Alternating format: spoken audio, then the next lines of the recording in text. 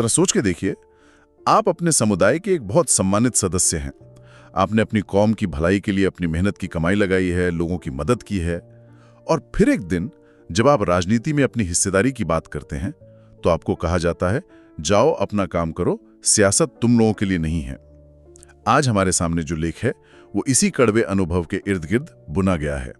आज हम भारतीय मुस्लिम समाज के अंदर की एक ऐसी सामाजिक और राजनीतिक हकीकत को समझने की कोशिश करेंगे जिस पर अक्सर बात नहीं होती है। हाँ। ये चर्चा अशराफ यानी कह सकते हैं कुलीन या सवर्ण मुसलमान और पसमानदा यानी पिछड़े मुसलमानों के बीच के समीकरण पर केंद्रित होगी, और ये भी समझने की कोशिश करेगी कि सत्ता की चाबी असल में किसके हाथ में है। बिल्कुल। हमारा स्रोत है अरमान अंसारी का लेख पसमानदा विमर्श के मायने।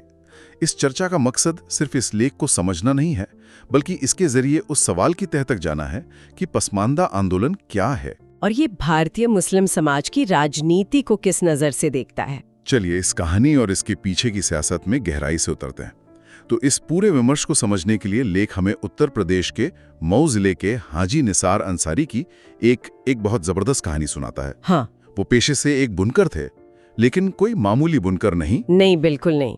उनका कारोबार इतना फैला हुआ था कि वो व्यापार के सिलसिले में देश भर में हवाई जहाज से सफर करते थे। और वो सिर्फ एक कामयाब कारोबारी नहीं थे। नहीं, अपने समुदाय में बहुत इज्जतदार और सक्रिय शख्सियत थे, बहुत धार्मिक थे और अपनी जेब से पैसे खर्च करके लोगों को बसों में भरकर मजहबी जलसों में भेजा करते थे। मतलब उनके घर पर सुबह शाम लोगों का जमघट लगा रहता था। हाँ बिल्कुल, उनकी तारीफों के पुल बांधे जाते थे।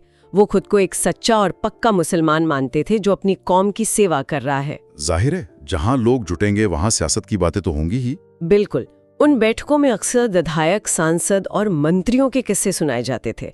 खासतौर पर उनके इलाके के जो विधायक थे, एक अशराफ मुस्लिम, उनके टिकट पाने की समझदारी की बड़ी तारीफ होती थी। और यहीं से कहानी में एक दिलचस्प मोड़ आता है। हाँ, एक दिन ऐसी ही चर्चा में हाजी साहब ने बड़े सहज भाव से कह दिया, हम लोग टिकट के लिए जाते नहीं हैं, इसीलिए उनको टिकट मिल जाता है और वो जीत जाते हैं। बस इतना कहना था। और महफिल में बैठे कुछ लोगों ने उन्हें चुनौती दे दी। उन्हें सीधे सीधे कहा गया कि उस विधायक की पहुंच तो बहुत ऊपर तक है, टिकट तो उसी को मिलेगा। और फिर उन्हें ताना मारा गया। हाँ, कहा गया कि अगर आपकी इतनी पहुंच है तो आप टिकट लेकर दिखाइए, हम सब आपको वोट देंगे। ये बात हाजी साहब को चुभ गई होगी। बिल्कुल, उन्होंने इसे अपनी इज्जत का सवाल बना लिया।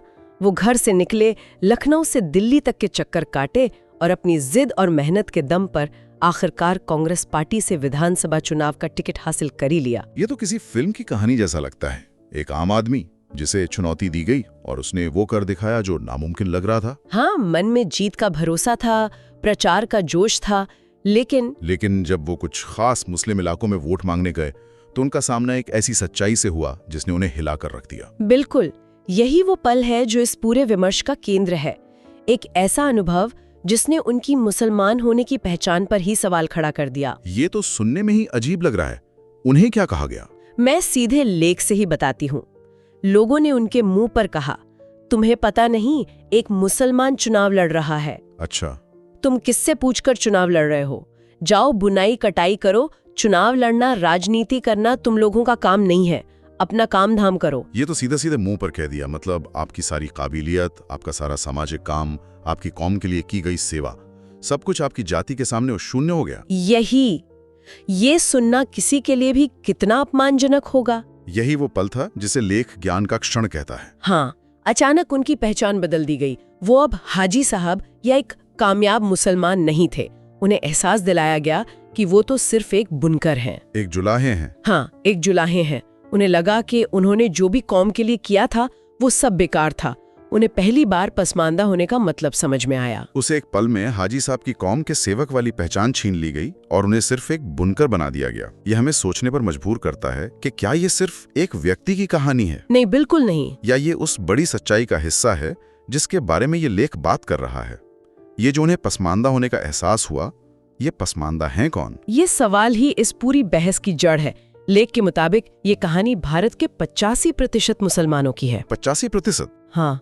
असमानदा एक फारसी शब्द है जिसका मतलब है वो जो पीछे छूट गए। इस श्रेणी में वो मुसलमान आते हैं जो भारतीय समाज की पिछड़ी और दलित जातियों से धर्म बदलकर मुसलमान बने, जैसे बुनकर, नाई, धोबी, कसाई हाँ, और दूसरे कारीगर समुदाय। और जो बाकी 15% हैं वो कौन है? उन्हें अशराफ कहा जाता है। ये वो लोग हैं जो खुद को विदेशी मूल का मानते हैं, जैसे अरब, ईरान या तुर्की से आए हुए लोगों के वंशज, या फिर ऊंची जातियों से धर्म बदलकर मुसलमान बने लोग। तो लेख का केंद्रीय तर्क यही है कि ये 15% का अशराफ तबका इन 85% पसमानदा आबादी की गिनती का इस्तेमाल करके सत्ता में अपनी जगह बनाता है। बिल्कुल। मतलब ये 85 और 15 का गणित सिर्फ एक सामाजिक बंटवारा नहीं बल्कि एक राजनीतिक हथियार है। बिल्कुल सही। वो मुस्लिम अल्पसंख्यक की एक छतरी वाली पहचान बनाते हैं।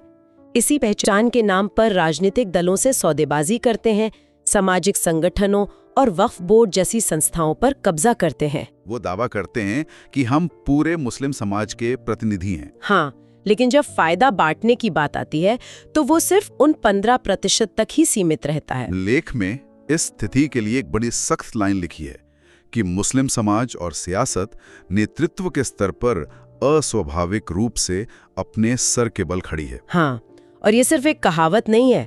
इसका मतलब है कि पूरी व्यवस्था ही उल्टी खड़ी है। जो 85% की विशाल आबादी जिसे नींव होना चाहिए वो हाशिए पर है, और जो 15% का छोटा सा तबका है वो छत पर बैठकर सारे फैसले ले रहा है। बिल्कुल। ये एक ऐसी व्यवस्था है जहां बहुमत की संख्या का इस्तेमाल तो होता है लेकिन उन्हें ताकत नहीं दी जाती। और जब भी कोई हाजी निसार जैसा शख्स ताकत में हिस्सेदारी मांगता है तो उसे उसकी औकात याद दिला दी जाती है। हाँ, तो इसका मतलब ये है कि जो लोग आज मुस्लिम समाज का चेहरा बने हुए हैं वो जमीनी हकीकत से पूरी तरह कटे हुए हैं। देखिए, लेख तो यही इशारा करता है क्योंकि नेतृत्व जिन तबकों से आता है उनकी जिंदगी की सच्चाइयाँ, उनकी समस्याएं एक आम पसमानदा की समस्याओं से बिल्कुल अलग हैं। मतलब एक बुनकर की मजदूरी का सवाल, हाँ, या एक कसाई के रोजगार का संकट, या एक हलालखोर की सामाजिक बेइज्जती का दर्द, ये उन अशराफ नेताओं के लिए कोई मुद्दा ही नहीं है जिनका जीवन इन सच्चाइयों से कोसों दूर है। यहाँ पर ये लेख एक बहुत जरूरी तुलना करता है। वो मंडल कमीशन के बाद भारतीय समाज में आए बदलावों की बात करता है और उसकी तुलना मुस्लिम समाज की ठहरी हुई स्थिति से करता है। ये वाकई सोचने वाली बात है। ये इस लेख का शायद सबसे अहम विश्लेषण है। मंडल कमीशन की रिपोर्ट लागू होने के बाद हमने देखा कि कैसे भारतीय समाज के हाशिए पर पड़े समुदायों, खासकर दलित और ओबीसी में एक जबरदस्त राजनीतिक चेतना आई। एक सामाजिक मंथन हुआ। हाँ, बिल्कुल। वो सिर्फ वोटर नहीं रहे बल्कि उन्होंने सत्ता में अपनी हिस्सेदारी मांगी और नेतृत्व करने के लिए आगे आए। हाँ, हमने वो दौर देखा है जब राजनीति का पूरा व्याकरण ही बदल गया था। नए नेता उभरे, नई पार्टियां बनी और सामाजिक न्याय एक केंद्रीय राजनीतिक मुद्दा बन गया। लेकिन अंसारी का तर्क है कि इस तरह की कोई सामाजिक क्रांति मुस्लिम समाज के अंदर कभी हुई ही नहीं। कभी नहीं हुई। 85% की पसमानदा आबादी आज भी नेतृत्व के मामले में लगभग शून्य पर है। और यहीं पर सबसे बड़ा सवाल खड़ा होता है जो लेखक भी पूछते हैं, ऐसा क्यों हुआ? हाँ, इतना बड़ा फर्क क्यों? आजादी के बाद हिंदू और मुस्लिम दोनों समुदायों के दलित पिछड़ों ने लगभग एक जैसी सामाजिक आर्थिक स्थितियों से अपना सफर शुरू किया था। तो फिर एक समुदाय में इतनी बड़ी राजनीतिक हलचल हुई और दूसरा वैसे का वैसा ही क्यों रह गया? तो लेकिन सवाल तो उठाता है कि ये फर्क क्यों है, पर क्या वो इसके संभावित कारणों पर भी कोई इशारा करता है? वो सीधे तौर पर जवाब नहीं देता, लेकिन एक बहुत गहरा इशारा करता है। शायद एक बड़ा कारण ये है कि मुस्लिम की एक अकेली धार्मिक पहचान को इतना बड़ा और अहम बना दिया गया कि उसके नीचे की जातिगत और वर्गीय पहचानें दबकर रह गई। मतलब अशराफ नेतृत्व ने हमेशा इस्लाम खतरे में है या कौम को एकजुट रहना है का डर दिखाकर अंदरूनी सामाजिक न्याय के सवालों को उठने ही नहीं दिया। बिल्कुल। लेकिन एक तर्क ये भी तो दिया जा सकता है कि जब एक समुदाय अल्पसंख्यक हो तो अंदरूनी मतभेदों को किनारे रखकर एकजुटता दिखाना ज्यादा जरूरी होता है। क्या इस नजरिए में कोई दम नहीं है? देखिए, ये तर्क दशकों से दिया जाता रहा है और ये लेख इसी तर्क को चुनौती देता है। लेख का कहना है कि ये एकजुटता एक तरफा है। एक तरफा? हाँ, इसकी कीमत सिर्फ पसमानदा समाज चुका रहा है, अपनी राजनीतिक, सामाजिक और आर्थिक हिस्सेदारी खोकर।